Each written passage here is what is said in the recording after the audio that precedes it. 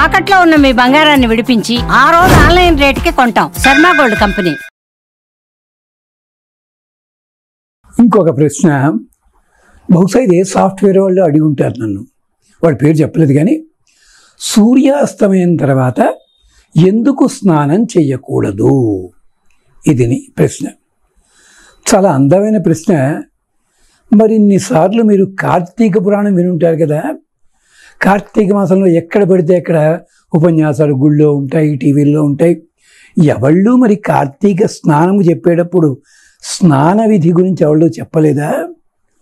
లేకపోతే రామాయణంలో కొన్ని ఘట్టాల దగ్గర వచ్చింది, భాగవతంలో కూడా కొన్ని ఘట్టాల దగ్గర వచ్చింది, ఇలాంటివి ఉన్నాయి. ఎవళ్ళు చెప్పలేదా? ప్రముఖులైన విద్వాంసులు ఉన్నారు కదా, వాళ్ళ పేరు చెప్పేసరికి రామాయణం చాలా బాగా చెప్తారండి, భాగవతం వారే చెప్పాలండి అంటారు. ఆ భాగవతంలో కూడా భారతంలో కూడా అతి ముఖ్యమైన ఘట్టాలు ఉన్నాయి స్నానానికి సంబంధించి. గమనించారా ఎప్పుడైనా? సరే, విషయంలో వద్దాం. సూర్యుడు ఉదయించక ముందు అంటే తెల్లారుదామని 4 గంటల కంటే ముందు స్నానము చెయ్యకూడదు. సాయంకాలం సూర్యాస్తమయం తరువాత స్నానము చెయ్యరాదు. ఇది నియమము. స్నానమే కాదు, నదీ తీరాల లోపల సాయంకాలము 7 గంటల తరువాత తెల్లవారుజాముని 4 కంటే ముందు నదీ తీరాల్లో కానీ చెరువుల తీరాల్లో కానీ తిరగడానికి వీలు లేదు. ఇది నియమము. ఆఖరికి మూత్ర విసర్జనాదులు చేయాల్సి వచ్చినా కూడా ఇళ్లల్లో కూడా గంగాళంలో నీళ్లు పెట్టుకుంటాను చూచారా, దానికి కూడా కనీసం 5 గజాల దూరంలోనే ఈ పని చెయ్యాలని నియమం ఉంది. ఎందుకు అంటే నీరు అది వరుణదేవుని స్వరూపము. వరుణదేవుడి దగ్గర రాత్రిపూట సూర్యుడు ప్రవేశిస్తాడు, పగటిపూట అగ్ని ఉంటాడు. ఇది రఘువంశంలో చెప్తాడు, దినాంతే నిహితం తేజ సవిత్రేవ హుతాశన అని. సాయంకాలం కాగానే ఆ అగ్నికి తన కాంతిని అప్పచెప్పి సూర్యుడు నీటిలో ప్రవేశించినట్టుగా. అంటే అర్థం ఏమిటి? పగటిపూటేమో నీటి లోపల అగ్నిదేవుడు ఉంటాడు, సూర్యుడు ఆకాశంలో ఉంటాడు. రాత్రిపూట అంటే 6:30 తర్వాత సూర్యాస్తమయం తర్వాత సూర్యుడు జలములో ప్రవేశిస్తాడు, అగ్ని బయటకు వస్తాడు. తెల్లవారుజాముని ముగ్గురు ఉంటారు, సూర్యుడు, అగ్ని, వరుణ. అందుకనే స్నానం చేసేటప్పుడు సూర్యోదయం అవుతూ ఉండగా కొద్ది ముందు స్నానం చెయ్యాలి, ముగ్గురిని గౌరవించినట్టు. అలాగే సూర్యాస్తమయ సమయంలో అప్పుడు కూడా ముగ్గురు ఉంటారు కనుక అప్పుడు చేయవచ్చు. సూర్యోదయానికంటే ముందుగా తెల్లారుదామని చేసినట్టయితే ఏమవుతుంది? అగ్ని బయట ఉన్నాడు, ఇద్దరినే గౌరవించారు మీరు. సూర్యాస్తమయం తరువాత చేశారనుకోండి, అగ్ని బయటకు వచ్చాడు, సూర్యుడు అక్కడే ఉన్నాడు. సుగ్రీవుడు, రాముడు, లక్ష్మణుడు ఇద్దరు వస్తే హనుమంతుడు చెప్పాడు ఈ ఇద్దరు అని చెప్పి. కానీ ఒక ఇంట్లో 2 పెద్దలుంటే ఒకళ్ళనే గౌరవిస్తే ఇద్దరికీ కోపం వస్తుంది శాస్త్రము. అలాగా అందుకనే సుగ్రీవుడు ఒళ్ళు పట్టినన్ని దెబ్బలు తిన్నాడు ఈ కారణం చేత. అందుకని సూర్యాస్తమయం తర్వాత సూర్యుడు జలములో ప్రవేశిస్తాడు, అగ్ని బయటకు వస్తాడు, అప్పుడు స్నానము నిషేధము. కేవలము తడిబట్టతో ఒళ్ళు తుడుచుకోవాలి తప్ప స్నానము చెయ్యకూడదు. కొన్ని స్నాన విధులు ఉంటాయి యజ్ఞాల్లో, అప్పుడు నియమాలు ఉన్నాయి, కొన్ని మంత్రాలు ఉన్నాయి, అప్పుడు చెయ్యవచ్చు. అలాగే ఉదయం పూట కూడా. దీనికి ఒక సంఘటన ఎక్కడిదో తెలుసునా? ఎక్కడిది? భాగవతంలో ఉంది. వసుదేవుడు కాదు, నందుల వారు ఒకసారి తెల్లారుదామని నిద్ర లేచారు. ఎక్కడో కోడి కూసింది పాపం. దానికి టైము పాడు లేదు పాపం, టైం చూసుకోలేదు, తెల్లారిపోయిందని కూడా కూసింది.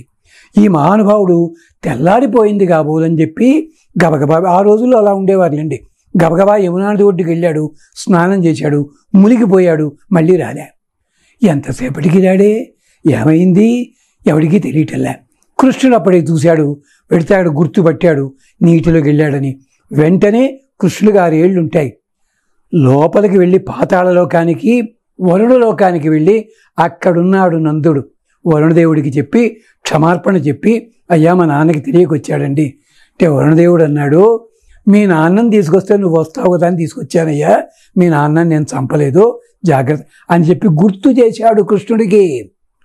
తెల్లవారుజాము కంటే ముందు స్నానం చెయ్యకూడదు.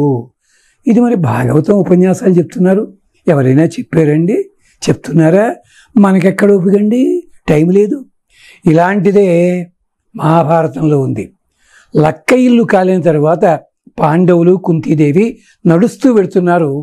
చీకటి పడిపోయింది, ఎక్కడో అక్కడ ఆగాలి కదా, కానీ ప్రమాదం జరుగుతుందేమో, ఏ దుర్యోధన తాలూకాడు వస్తారని వెళుతుండగా సోమశ్రవ తీర్థము అని వచ్చింది.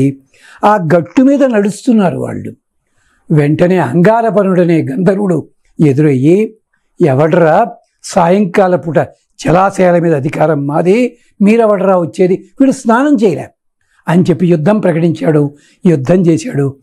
అర్జునుడికి ఏం తోచక తన చేతిలో ఉన్న కాగడాన్ని ఆగ్నేయాస్త్రంగా వదిలాడు. వాడికి తెలియదు అది ఆగ్నేయాస్త్రం. వాడి ఒళ్ళు కాలిపోయింది, రథం కాలిపోయింది.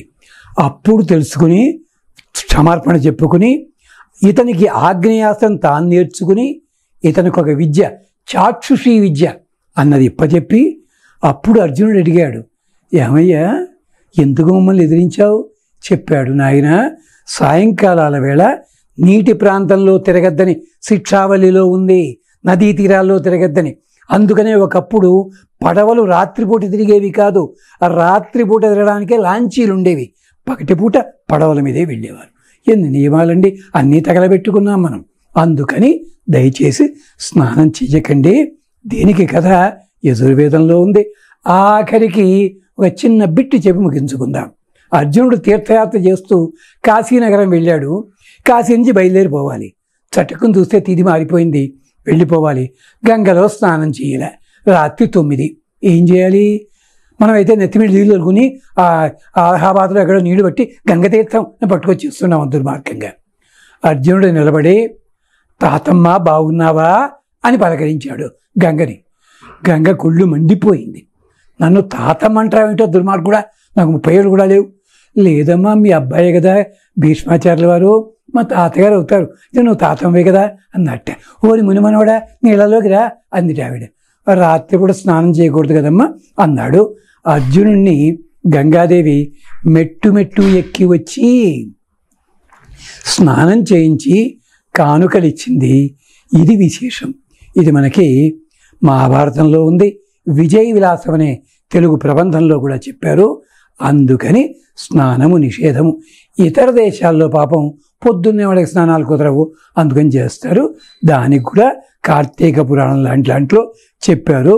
ఒకవేళ తప్పనిసరి స్నానం చేస్తే ఇంత ఉప్పు కానీ, ఇంత పసుపు కానీ, ఇంత కుంకుమ కానీ ఆ నీళ్ళల్లో వేయండి, స్నానం చేయండి.